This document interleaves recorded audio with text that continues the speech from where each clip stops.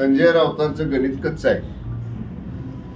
शिवसेनेचे 13 खासदार माननीय एकनाथजी शिंदे साहेबांच्या बरोबर आज आहेत आणि आजच्या लोकसभेच्या निवडणुकीमध्ये किमान 16 जागा तरी शिवसेनेच्या धनुष्यबाण चिन्हावरती आम्ही लढू. त्यामुळं 16 मधला 12 मधला फरक संजय राऊतांनी समजून घ्यावा म्हणून मी म्हणलं संजय राऊतांचं गणित कच्चं आहे. मोदीजींना उद्धव ठाकरे म्हणतात की तुम्ही घेतलेली हे गाढव आहेत. त्याला उत्तर माननीय फडणवीस साहेबांनी दिलेलं आहे.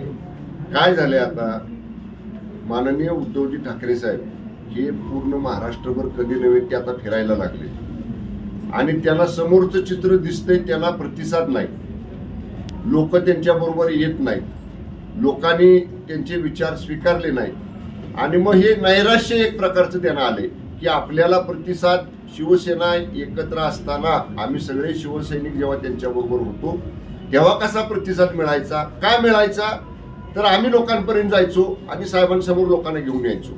आता जी काय संजय राऊतांसारखी विश्वज्ञानी मंडळी त्यांच्या बरोबर आहेत ती माणसं जमू शकत नाहीत ना. मी अनेक वेळा सांगितलं संजय राऊत मोठ्या मोठ्या 10-10, 12-12, 15-15 लाख मतातनं निवडून आलेल्या खासदारांच्या बद्दल टीका करतात.